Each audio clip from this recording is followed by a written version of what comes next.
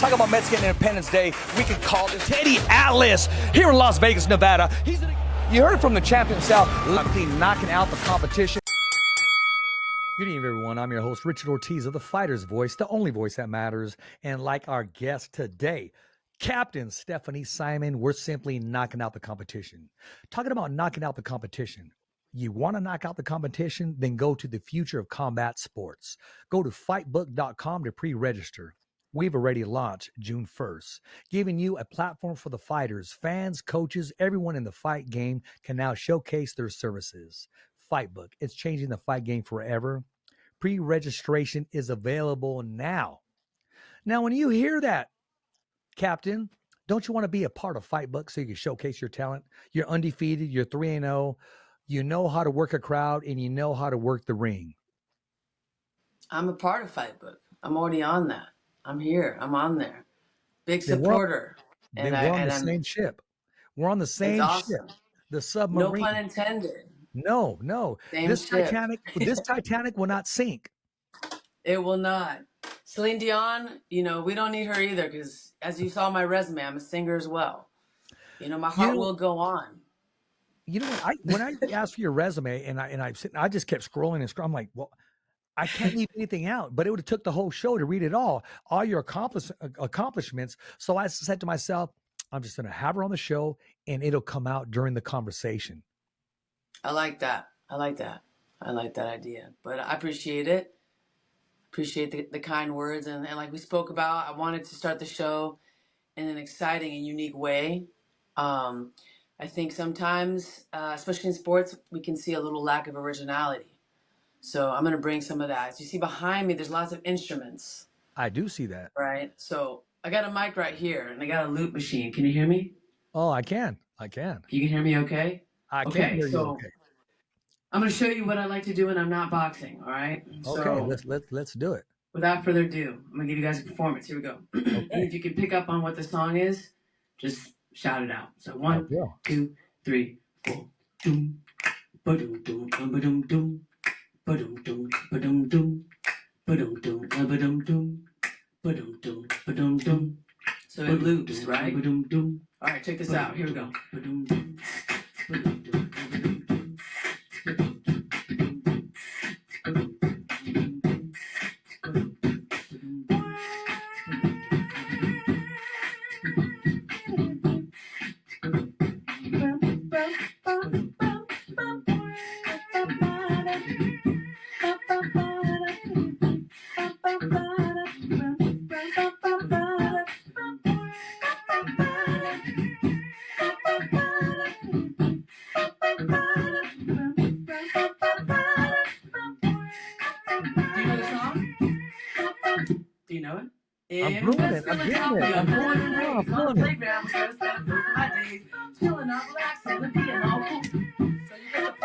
So that's what I do when I don't box. I just keep going. Let's finish.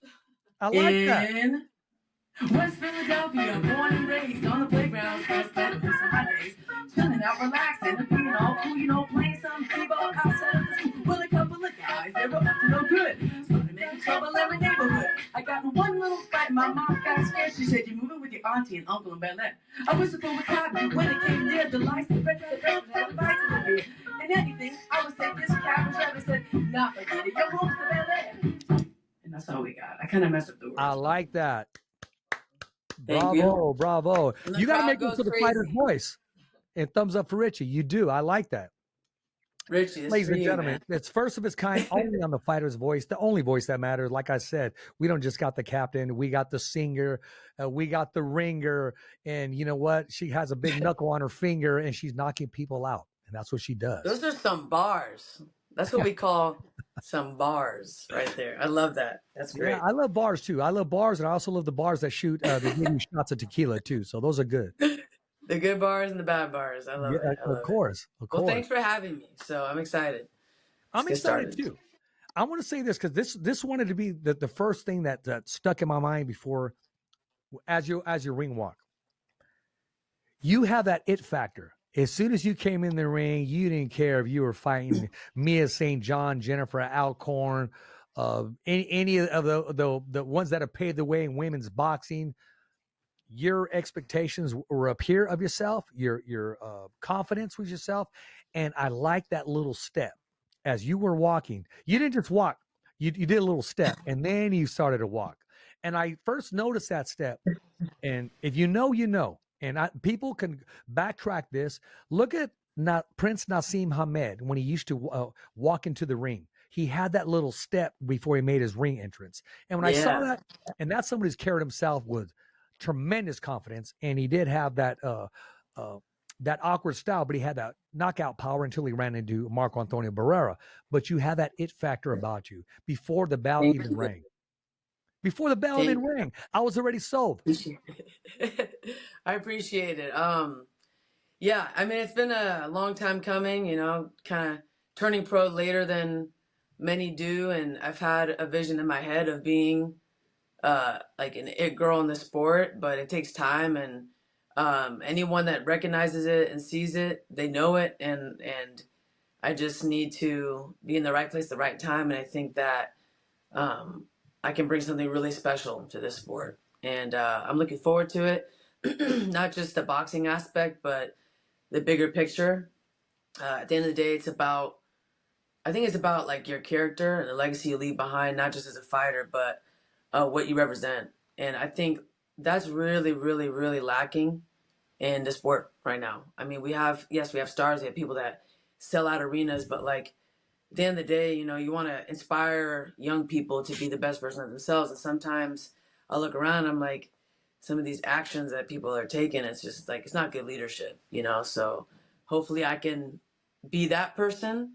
You know, yeah, I'm not perfect. I talk my crap sometimes and I shouldn't, but I try to live a life of, you know, honor, courage, and commitment, as they say in the military. So, yeah. What you do, but at the end of the day, you are who God made you. You are who you are, and don't change who you are for anybody. You can respect who you are. Also, there's a time when to turn it off or keep it on, or keep it on pause. Sometimes mute, but never change who you are. You already know this. I'm preaching to the choir. I will say this. First of all, I want to give a shout out to Lukey, my man Lukey. I didn't know who you were. I didn't know who you were. Lukey turned me on to you. That's a dang shame. No, I'm going to keep it 100. I'm just keeping it real. You were 2-0 coming in. Lukey knows talent, and he knows the shit that's going to grow. He really does. He said, Richard, you're heading up to this fight. I go, yeah. He goes, this so-and-so the headline. Hey, I don't want to talk about the headline. I go, okay.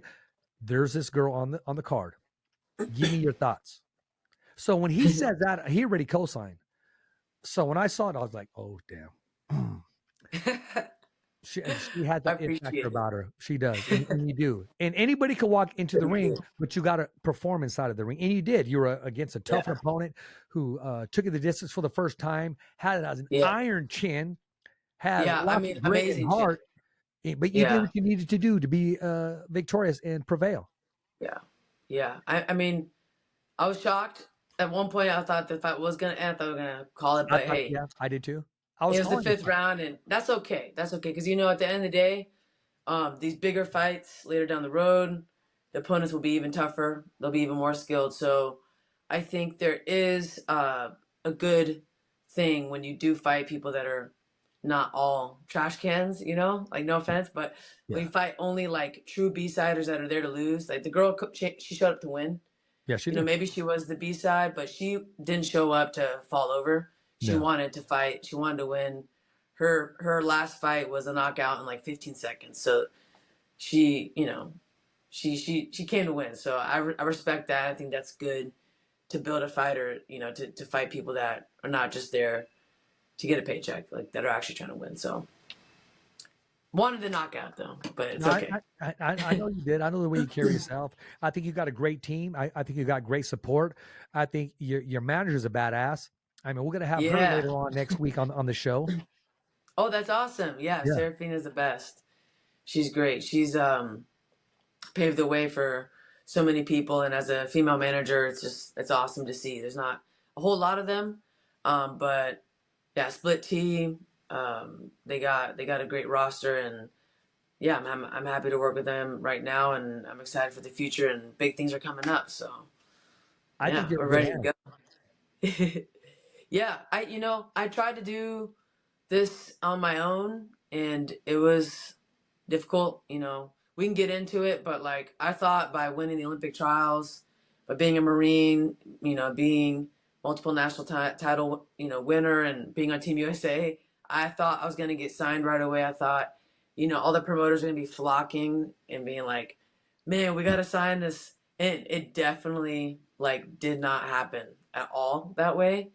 It was kind of like pretty radio silent. And I quickly realized that this is going to be harder than I thought. And my male peers that won the trials, they all got signed to either Top Rank, Golden Boy, Matchroom, or, you know, smaller promotions. But they got signed right away nonetheless. Yeah. So I Shout out thought to I Richard would Torres too. Jr. What was that? No, shout out to Richard Torres Jr. Oh, yes. Yeah, did many camps with him too. And great fighter, great leader. You know, he would come back to the Olympic Training Center, and he would do his camps even as a pro with Team USA. So, you know, I spent a lot of time interacting with him. And so yeah, great person. But like I said, didn't go out the way it's planned, and that's okay. Nothing ever does. But I've learned a lot along the way, and like I said, I decided to sign with management so that I had some more support, and now I really feel like I have a good team, and I'm not doing this alone, you know? So, but yeah, it's been tough sometimes. No, but you handle yourself as if you've been there many, many, many years, and it's gonna, you know, I'm not saying this because everybody else says this. It's building you to be the person you are today. Yeah. And No, knowing that, I feel that. What was that? no, and knowing that there is letdowns, knowing that you do have a high expectation, and you should, because it's you, it's your accomplishments. They speak for themselves. So everything you get, you're going to get on your own merit and on your own reward. I mean, you're the one putting in the work. Yeah. There's no handouts in my journey. There never has been, there never will be. Every step of the way, especially as a Marine, being one of the first, you know, female combat arms officers, which basically means when I joined the Marine Corps after I, you know, finished college, I went to the United States Naval Academy, most prestigious military college in the world. I went the hardest route I possibly could, and I decided to go the combat arms route, which basically means I was in a job where it was 99.99% men, and we either made things explode, boom, we shot machine guns, we had infantry guys, basically all that cool, badass stuff you see in the movies. I was an amphibious assault officer, so I basically commanded these amphibious tanks that went in the water and that carried people, and it was a job that I was excited for, but a lot of challenges I faced as a 23-year-old being in charge of 50 men. And I mentioned this and I talk about this on a lot of my podcasts that I'm a guest on, because a lot of people at 23, especially in the boxing game, you know, they're winning world titles, or they're going to the Olympics, or they're doing their thing. They're in their, a lot of them are in their like prime, and I was not boxing at that time. I was taking a break, and I was being a Marine Corps officer and serving my country. And I came back to it many years later, and was fortunate enough to be on the Marine Corps boxing team. Perfect timing, like right place, right time. The team came back, and it was like I was where I was supposed to be. So some of those challenges I faced in that job as a combat arms officer, I feel like made me a better fighter and made me more resilient, made me tougher, made me look at fighting and think, you know, is this as hard as it's going to get? Because, man, I've been through some real life, like life-threatening situations. And like I said, I've said it many times before, I think being a Marine has made me an even better fighter. So... Is that the discipline part, or the honor part, or just knowing how to deal with adversity? It's discipline, dealing with adversity, but also expecting the unexpected. And boxing, not just in the fight, right? But even a weigh-in. You might think, okay, tomorrow weigh-in's at 10. And then for some reason, something happens. There's all this chaos at the weigh-in. And next thing you know, you're weighing in at 3 p.m., 4 p.m. You know? Or your gloves that you're going to wear for the fight, turns out someone didn't bring them. You were supposed to bring them to the fight. They got lost in translation, whatever. and now you're running around like a chicken with its head cut off, and there's just chaos. It's You got one very job to do. similar. You got one job to do, but there's all this noise and all this chaos around you. Yeah. You have to like hone in to what matters most, and I think that is very similar to boxing, because the Marine Corps is the same way. Like there's always things happening. There's always a wrench in the plan that gets thrown, and you have to figure it out, and you have to stay focused and make sure the mission's complete. Like our thing in the military and the Marine Corps specifically, the mission is the most important thing. Mission, mission, mission. And for me, I treat it the same way. The mission is to win a fight in a dominant fashion, not close, not like, let me convince the judges I won. No, it has to be dominant. It can't ever be left in the judge's hands, you know? So I carry those two things kind of like side by side, you know? Well, you got a lot of high expectations and levels that you live by. I mean, what's it like just to walk out the door of your house on a daily? Where are those? How do those expectations take place in just your everyday walk of life? To be honest, I wake up thinking like I can do more. Even though I was messing around in my intro with the music stuff, I'm always thinking like, how am I going to use boxing to translate that into the next step after boxing? Because there's life after boxing. I'm always thinking about when I wake up, am I the person that I dreamed of being as a child? Because as a child, I always wanted to entertain people. I was always the center of the breakdancing circle. I was always the one trying to make everybody laugh. And I was always the athlete. But the one thing I always saw myself doing, is like being at the highest level of something. At the time, I think when I was 11 and 12, it was like wrestling was my life. And that's what I wanted, to be an Olympic wrestler. You know, things happened in college. I didn't have many opportunities for wrestling. So I fell into boxing, and that whole path changed. But regardless, in my mind, I've always had a vision of being some kind of entertainer, some kind of athlete, and fusing them together. And that's really what I want to do. And that's, again, when I walk out the door every morning, I'm thinking like, did I get closer to that goal? Am I getting closer to that goal? What am I doing to make that happen? You know, like, am I in the right place? And I moved to LA for one of the purposes I moved to LA was for that, you know, not just for the boxing, but life after boxing. I'm always thinking, what can I do? You know, I'm thinking right now, okay, I got a little more time before my fight. I got about 2 months, you know, maybe I can do an improv class. You know, maybe I can do an acting class. Maybe I can do something, learn a new skill to improve and to build upon this person that I've been developing for, 30 years now, old lady. But I don't know if that makes sense, but that's how I try to live. Well, that's good. You're doing something you want to do. Ask me what I want to do. What do you want to do? I want to sign a long-term deal with FIGHTBOOK. You know why? Because they're the future of combat sports. Go to fightbook.com to pre-register. They've already launched June 1st, giving you a platform for the fighters, the fans, and coaches. Everyone in the fight game can now showcase their services. FIGHTBOOK is changing the fight game forever. Pre-registration started now. June 1st. Nice. Yes. Perfect. So yeah, that's what I want to do. You know why? Because when you're sponsored by somebody just to do it, but when you're sponsored by somebody that you truly believe in it 110%, I proudly endorse it. I really do. And I'm part of that app.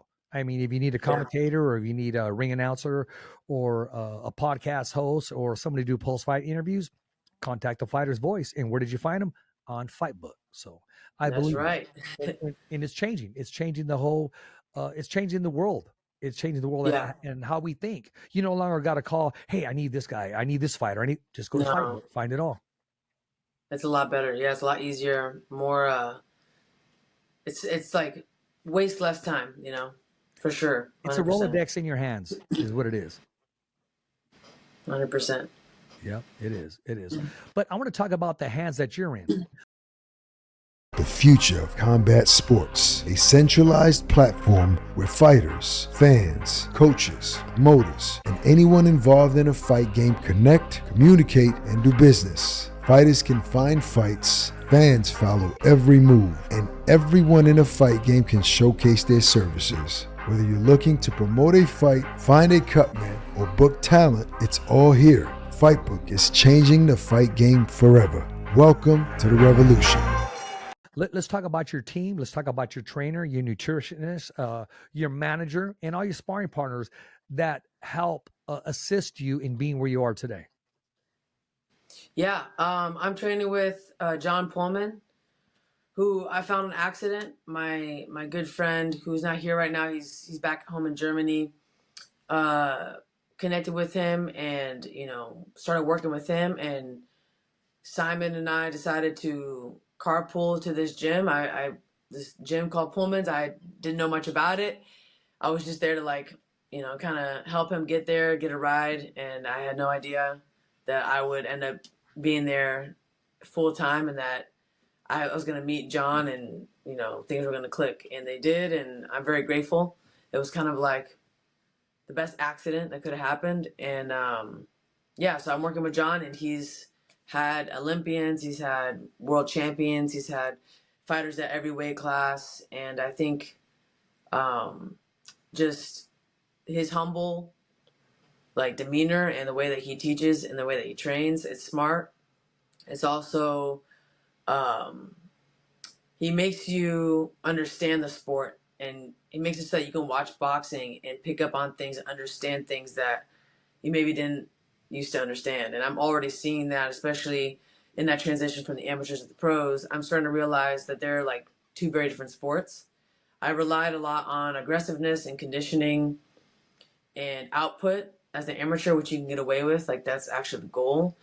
And over time, I've started to realize and develop actual skills where I could gauge distance and understand what it takes to win a fight in a surgical way, not just like a technician throwing punches. Yeah. So like I said, I never understood that before meeting John.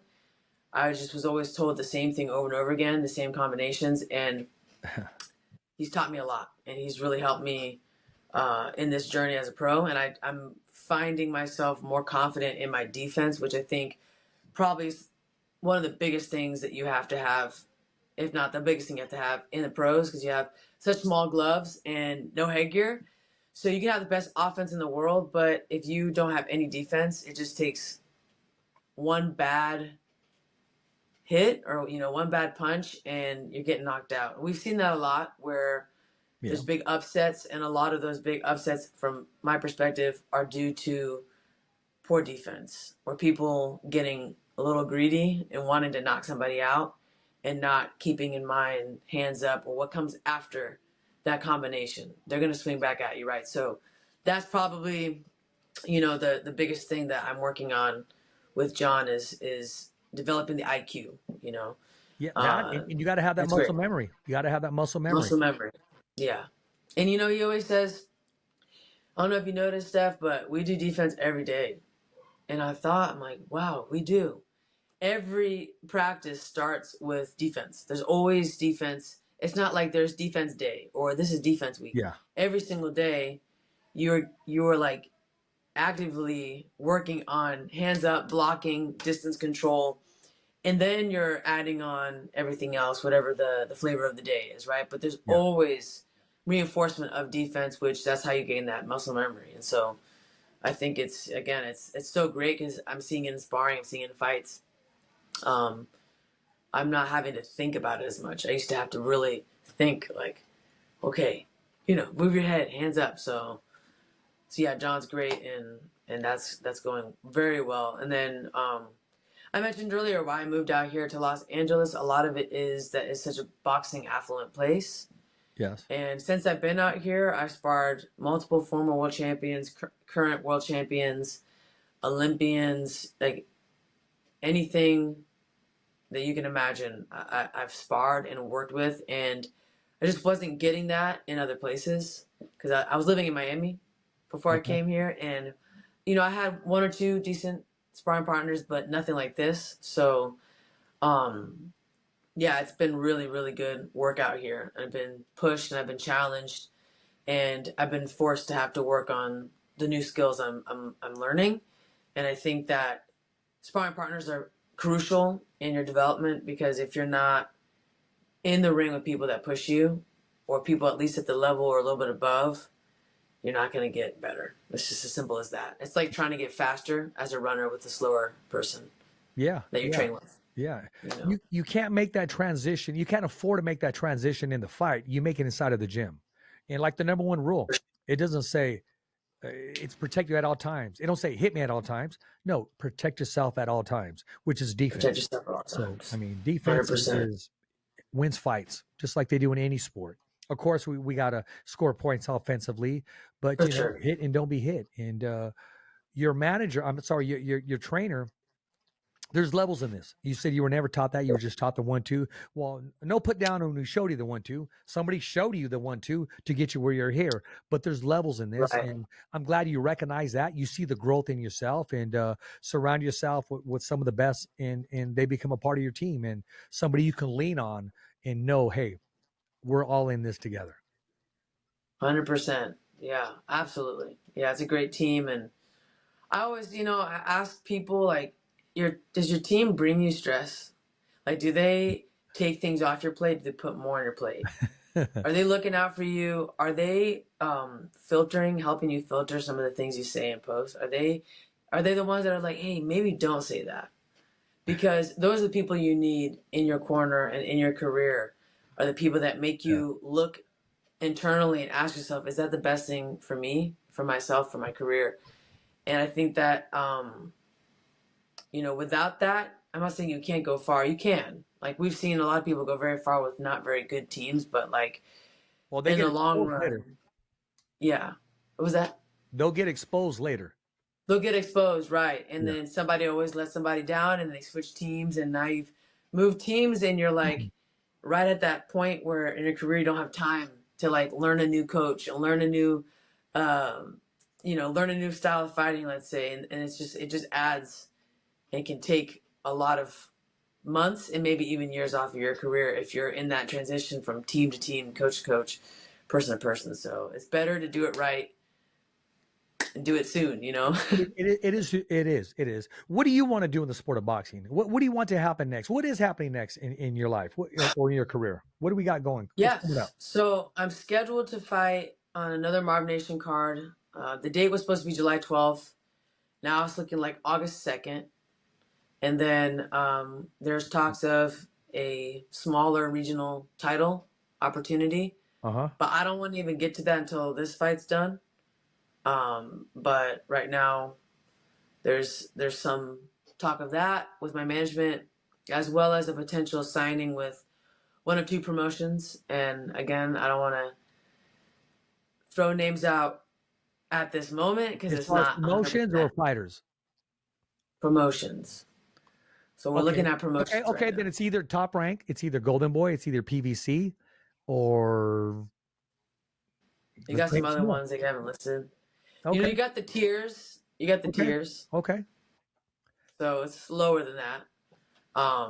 But nonetheless, it is an opportunity to showcase your talent. And I'm not gonna name drop because nothing's set in stone, and I've learned my lesson from doing that. When you say, oh, so and so's gonna sign me, and then they don't, and you look stupid, and it's on a podcast. It's one thing if you're calling out. No, I'm going to say this. I don't mean to interrupt you. Don't do it because there was a fighter in our area who was supposed to be on the Canelo undercard. Doesn't get any bigger than that. Boom, boom, boom, posted it. Guess what? No, you don't do that. We told you not to. You did it. No. Exactly. I don't care if it's prelims or what. On your resume, on the undercard? Come on. Big deal. Don't do that. Don't do that. That's why I'm like being careful, But if that happens, that'd be great. If it doesn't happen, still great. Still going to be A-okay. But my goal is, I think this time next year, I want to fight for like an actual title, one of the big ones. And I want to be undisputed champion at 140. I want to be the best in the world at 140. No questions asked. We got Katie and Amanda there right now. And we'll see what happens after their third fight. I just know if I were in their shoes, I'd retire. But I'd be like, before I retire, let me fight Steph Simon, I'm just kidding. Funny joke. I see your balance. I see your range. I see your attributes in which you bring to the sport, your height, your jab. I do. I see it. Your tight defense. I see your talent. It'd be awesome, you know, and I Of take that course. chance. I know some people don't want to take chances or they don't want to, you know, take risks, but I think at a certain point and at a certain age, if you don't, you're never gonna get the opportunity. You know, I'm not 23, so I'm building my record, I'm building my career, I'm building my skills at a good pace, and I promise you this, I'm gonna do everything in my power to make the right decision along the way, the right decisions, and to think critically and to think multiple steps ahead. I'm not gonna look at what's right in front of me and go give me that when there's some BS behind that, right? There's some hidden agenda or some kind of, you know, trickster theme or something like that. Yeah. I'm not playing any of those games. I'm being smart. I have my team, and I'm also a smart person, relatively speaking. So I know how to think for myself and also how to critically think IQ and inside and out of the ring. Okay. right, how to take a document or a contract and give it to my lawyer and go, can you help me look at this?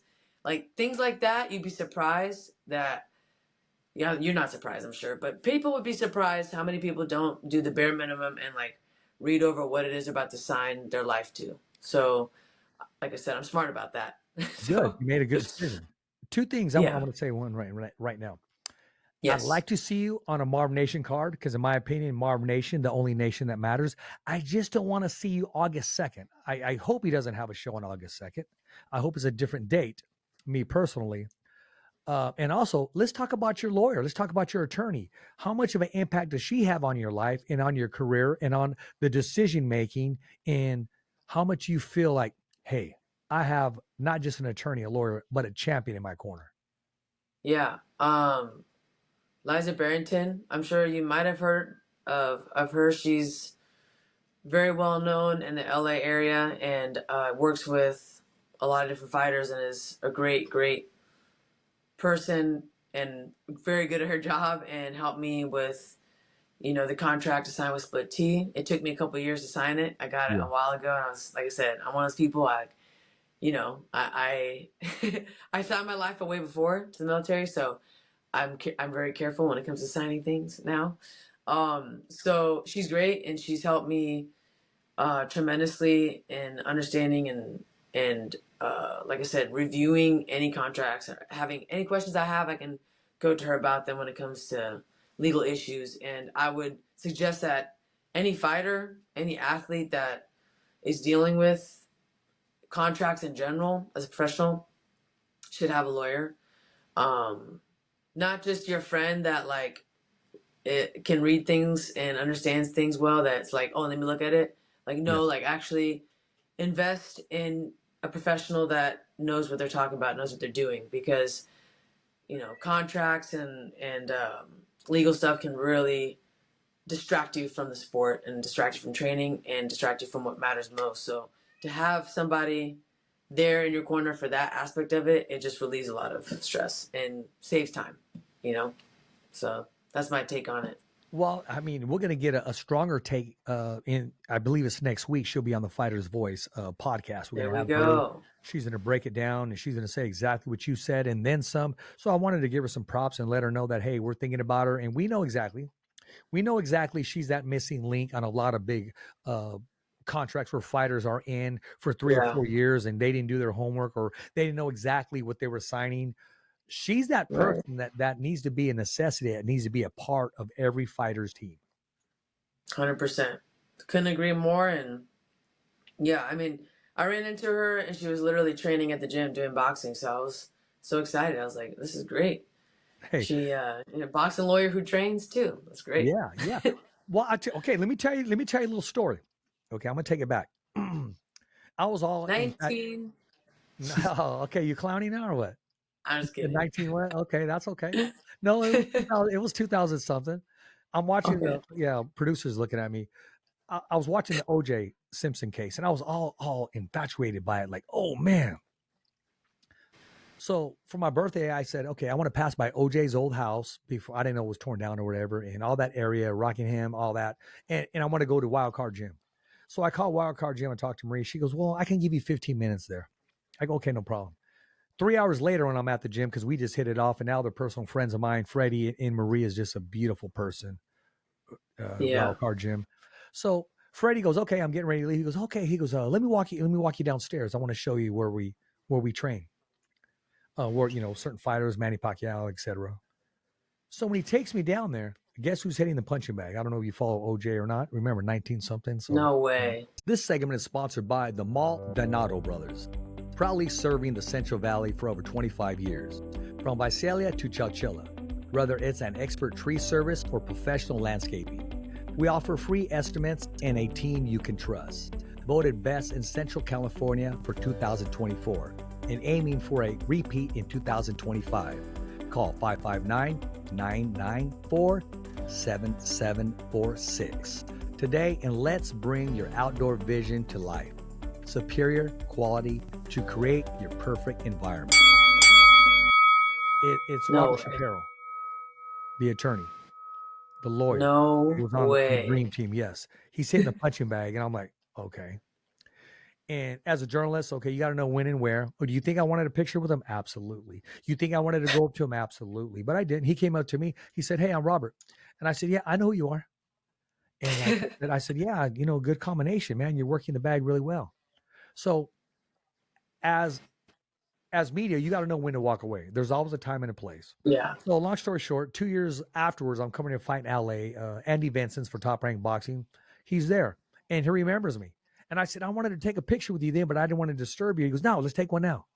So if you wait, and there's levels in this, I don't want to be a fanboy or disturb him, because they brought him down there and he was working out by himself, which he wanted privacy. But my point is, I wanted just to see OJ's house, and I didn't know I was going to bump into Robert Shapiro. So That's crazy. yeah, it is crazy. It is crazy. Don't force anything. No, don't. Let nature take its course. Yeah, and let God bless you. Receive the blessing. That's right. What a small world. Yeah. What a very small world. It is. Yeah, but in LA, you do see everything though, in anyone, and you see people you would never expect to see, especially in boxing gyms. You know, it's just exactly. Like Johnny Knoxville, like seeing him at Brick House. What? Johnny Knoxville. Oh, that's cool. I thought you were filming Jackass #8. You know. Yeah. Crazy.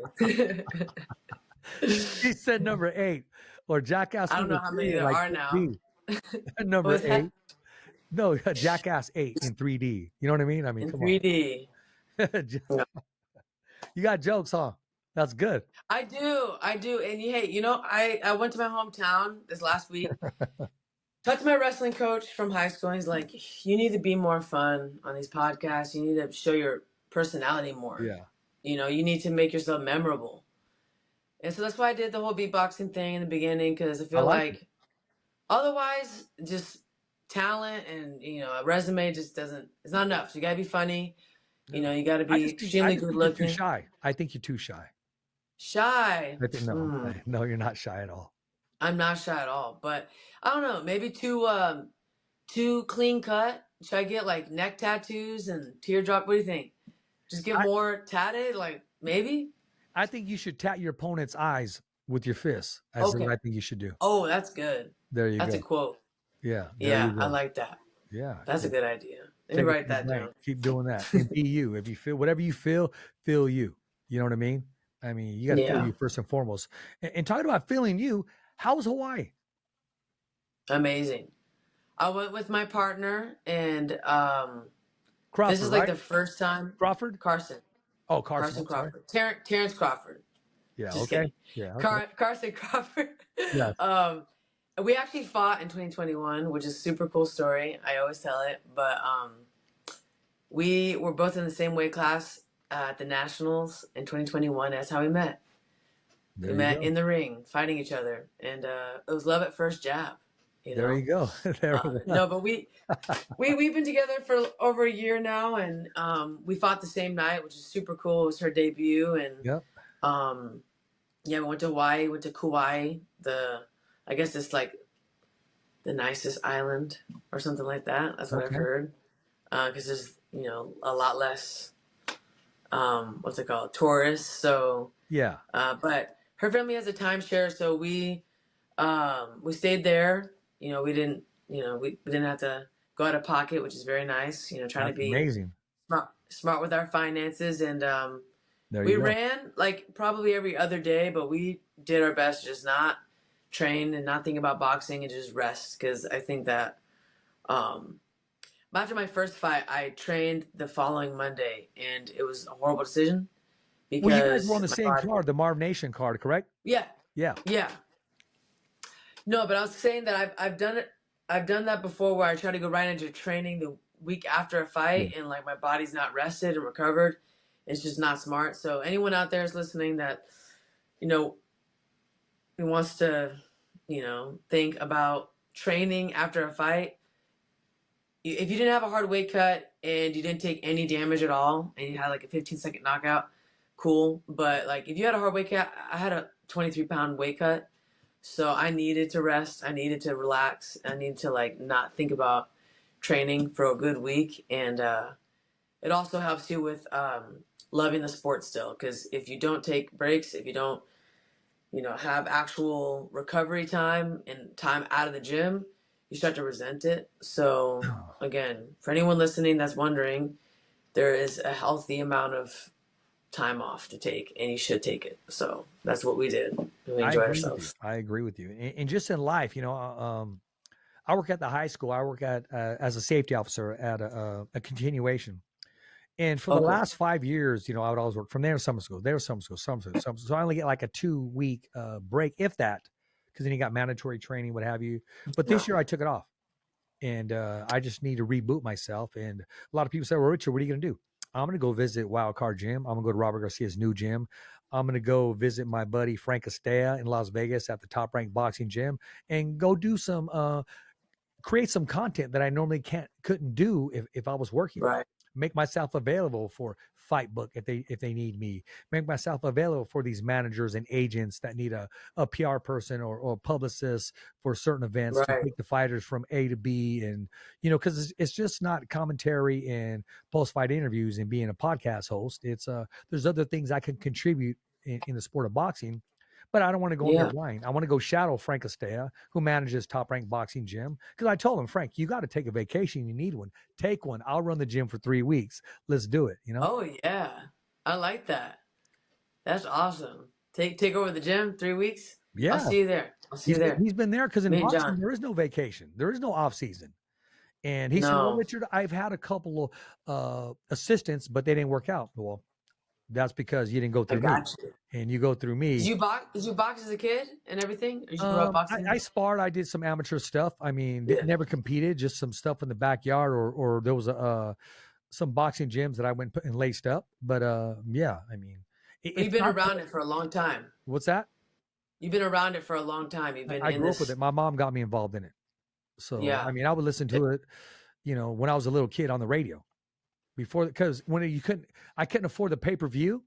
Right. It was a closed circuit. So I would listen to it on the radio, and they'll give you blow by blow, or before the box, or, HBO, I would read the ring magazines over and over again. Yeah. So, I know a little bit about the sport. That's awesome. Yeah. That's awesome. I know enough to know that I think you have that it factor. I think you have a bright future. I'm going to be honest with you. You're not quite there where you need to be or where you want to be, but your ass is on the way. I'll tell you that right now. Thank you. I appreciate that. Absolutely. I know you've seen the best of the best, so I take that with a lot of consideration and respect. It's different when your mom says that, because my mom used to tell me I was a good boxer when I was like hands here, throwing punches like this. So moms, they're great, but sometimes they don't know. They just are supportive, They just tell you you're good even when you're not. They tell you you're pretty when you're not. They tell you you're the best, smartest when you're not the brightest tool in the shed. So, no, you know what I mean, though. It does mean a lot coming from someone that's. Thank God for moms. But I'll tell you this right now: your height, your reach, your stature. If I was to create a boxer, I would start with your tail of the tape. That's serious, straight up, real. So thank you. You're in good hands. The rest is up to you and what you want to do. I know you possibly got some big news coming up. Make your own big news. Your big news is you walking out of the door every single day, kicking the world's ass. That's your news. Yeah. I mean, do you have any recommendations for as a media person, as a PR person, and like, do I just start saying crazy things like some of the other guys, and do I just crash a car or something, or Okay, rent from a what I gather, Bugatti? feel comfortable being you. I know you like Yeah. laughter. I know you like jokes. I know you take the craft serious, but use your looks. You're a beautiful woman. Put more I would do more videos. I would do, hey, waking up in the morning, guys, just got done working out. It was a hell of a workout. It's not for everybody. Talk to you later. I'll talk to you during lunch. Hey, it's lunchtime. I'm making these eggs. Do I really want to eat them? No, but it's sacrifice. It comes with the craft. So build your channel, build your viewers, build your support. And you're going to feel comfortable and you're going to fall in your own slot. Because I could put you in a slot. Your manager could put you in a slot. But you're going to feel comfortable being in the slot that's going to bring out all your attributes, all your strongs, because nobody wants to say weaknesses. We'll just call them setbacks. And we're going to overshadow the setbacks, those little speed bumps, and learn from them. So just be you. But I would use this video platform that you have, kill it. Yeah. Go on there, beatboxing. Go on there with a couple bars. You know what I mean? Yeah. And do what you need to do. Let them know, oh, okay. Did you see so-and-so? Or did you see? Build your platform, build your following, and the rest will fall into place. It really will. Yeah. That makes sense. Yeah, No, I think because you got to be you. I can't sell. Yeah. I can't sell you to be somebody else, but you can sell yourself. You can say, "F this. This is who I am. This is the way it's going to be." So yeah, it's true. Just don't do a statement like Teofimo Lopez and say, "Okay, what I said yesterday, I really didn't mean it. Okay." Then don't say it. Then don't say it. But if you said it, marry it, embrace it. Yeah. I think I'm going to go to the local jeweler and I'm going to take out a loan and I'm going to buy a bunch of diamonds. And there you go. I'm going to rock the necklaces, the chains. I'm going to rent out a mansion and pretend it's mine and shoot some videos in there. There you go. Why not, right? Yeah. But if you do get a house and you got a nice yard. I have a house, by the way. Oh, do you? Okay. Well, I want to talk about the yard service. If my producer wakes up, okay? Because if you get a yard service, you want somebody to take care of it, and that's the Maldonado brothers. They're proudly serving the Central Valley for over 25 years, from Visalia to Chowchilla. Chowchilla, wherever the expert tree service is available, it's us. We offer professional landscaping. We offer free estimates with a team that you can trust, voted the best in the Central Valley. Call us today at 559-994-7746. So if you want your yard done, hey, give us a call. We got you.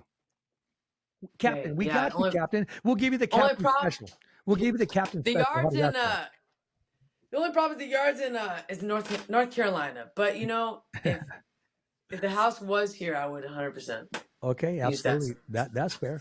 Talk to me about the diamonds you're going to get in the loan you're going to take out. How much is the loan? Yeah. $600,000. Okay. Yeah. As your advisor, I say no. You take out a loan for about maybe $6. I'll tell you what, I'll sponsor you for $6. How's that? You what? I'll sponsor you for $6. How's that? Okay, let's do it. I can buy some chewing gum, you know? There you go. Well, you can go to the dollar store and get some, bling. Yeah. Get the plastic bling. Yeah, of course. Yeah, make it, everybody's going to want to be like you. I do have an idea, though, before you have any other questions. Okay. What do you think about All of the Lights, the song? Okay. You know the song? Turn on the lights in here, baby. You know? Okay. Do you know that song? No. Yeah, keep going. You have a good voice. Okay. All the lights. But instead of the track, I got the Marine Corps band playing the instruments. I think that's bad. And I walk out with the Marine Corps band. And instead of Rihanna singing the part, I got one of those Britney Spears headphones. And I'm like, extra bright, I want y'all to see this. As I'm walking down, know what I mean, Want you to see everything, want you to see all of the lights. And I'm singing as I'm walking to the ring. to fight for the world title. What do you think? Okay, I like that. First of all, we got to make sure that they're going to allow you to do it. You're televised, and you get every single thing that you want. If they give you 5 minutes, ask for 7, so you can get the 6 minutes to get it done. Because that's the walking, and the ring walk, and the recovery. The recovery part's important because Absolutely, if I'm singing, absolutely, and the nerves, we don't the want nerves to be get to Deontay you. Wilder, and we don't want to walk in with our 40 ring attire and pound. says it was too heavy when I fought Tyson Fury. That's BS. Yeah. That's some BS. Yeah. But hey, I can't say that. I was not in his shoes. All right. Yeah, exactly. I just know as a Marine, we carry 40-pound packs all the time. And that's not that much weight. But everybody's different. Maybe he was tired that day. I don't know. It's the recovery. Well, I mean, okay, Roy Jones Jr. played in a basketball game, and he fought the same day.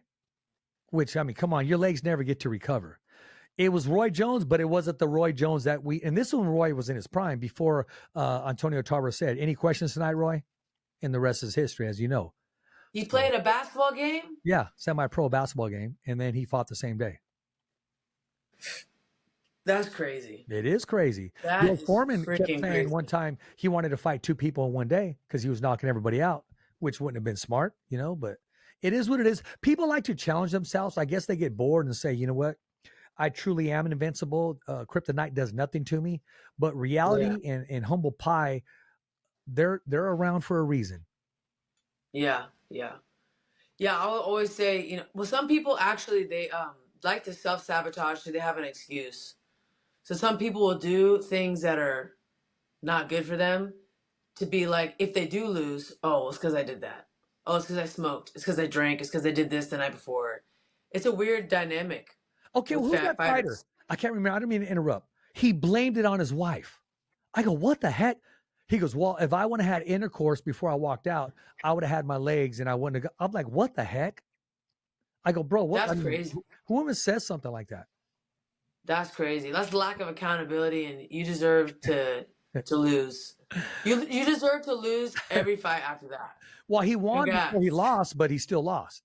You know what I mean? If that makes any sense, yes. That's crazy. Blame it on your wife. Blame it on the wife. That's crazy. Wow. Yes, that is very crazy. That is very crazy. Yeah. But listen, how do we have the crazy people follow you? How do we follow you? Do you have a YouTube channel? Do you have a podcast coming up? Yes. What do you have? Tell us. What's your handle? So I got Instagram.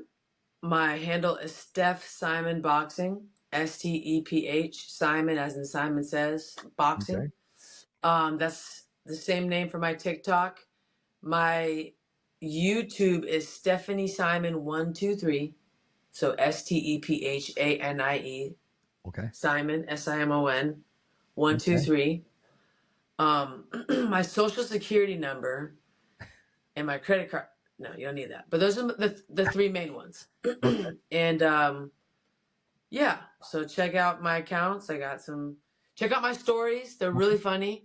I do carpool karaoke. I do music covers. I do the beatboxing stuff. So, even if you don't follow me and you want to watch an entertaining story and see some stuff you probably haven't seen a lot of fighters do, then check out my story. I do impersonations. I got a lot of wigs in this closet right here.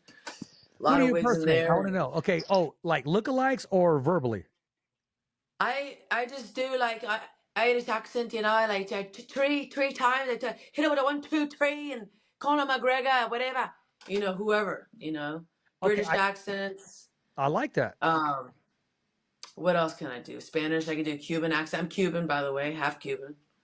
Lived in in Miami, so ya tú sabes, chico.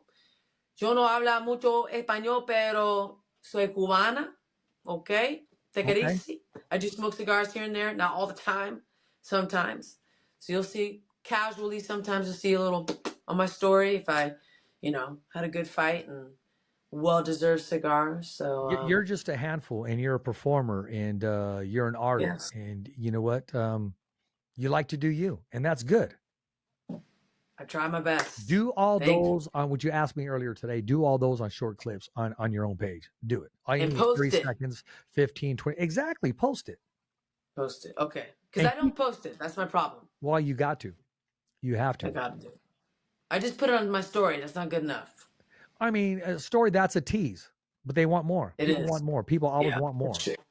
But just remember, You're right. when you walked in that ring, your first step, it wasn't boom, boom. It was, you did that little hop and then you walked. I remember that. It's stuck in my head. It reminded me, and I'll say it again, Prince Nassim Hamed. I want you to look at one of his, YouTube him, Prince Nassim Hamed in his ring walks. And when he does that little step, you're going to say, okay, this dude knows what he's talking about. Because I do. He's amazing. Yeah. Leopard print. Yeah, he came out on a flying carpet. Adidas, yeah. Yeah. Oh, you remember that? You know the little carpet we're talking about. Yes, I do know. Okay. I know what you're talking about. He's a legend. Yeah, he is. Yeah. He is. Until he ran into Marco Antonio Barrera, but everybody runs into somebody. So I'm glad I ran into you. I'm glad Lukey highly recommended you. He said, Richard, trust me. I did, as well as I should. Thank you, Lukey. Right? Yeah, give Lukey shout out, Lukey. Lukey's great. I think Lukey's a badass writer. I think He's Lukey is underrated. He's too humble, and I just think he's a talented mother blanker. I really do, honestly. There's a different side to him that are kind of just like, well, I really don't want to hear about this. But when he comes to the writing, man, Lukey's one hell of a writer, one hell of a journalist. I will say that. Yeah, he is. He's written a few articles on me. I'm like, he did it in 2 minutes. How do you do that? He write like 10 articles and he did it so well. He said, "Who is this?"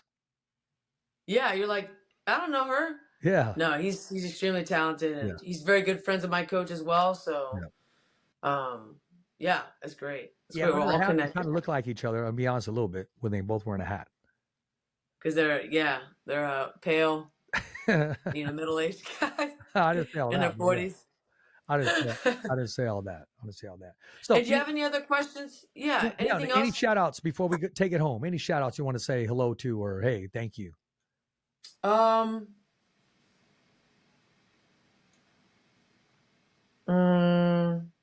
mean, shout out to Coach Pullman. Shout out to Coach Higgins, OG coach from the Marine Corps boxing team. Yeah. Shout out to the Marine Corps.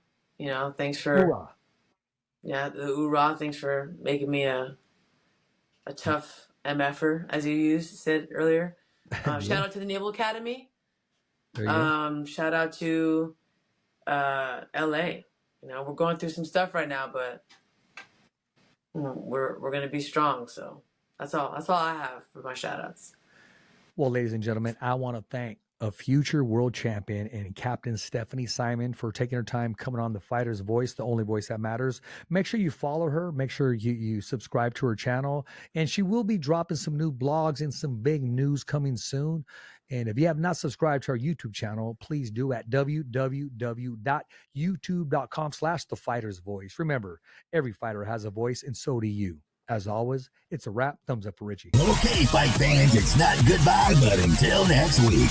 Remember, it's always voiceography at its finest. So on behalf of Richard Ortiz, the special guests, saying hasta luego, babies. And always, thanks for listening.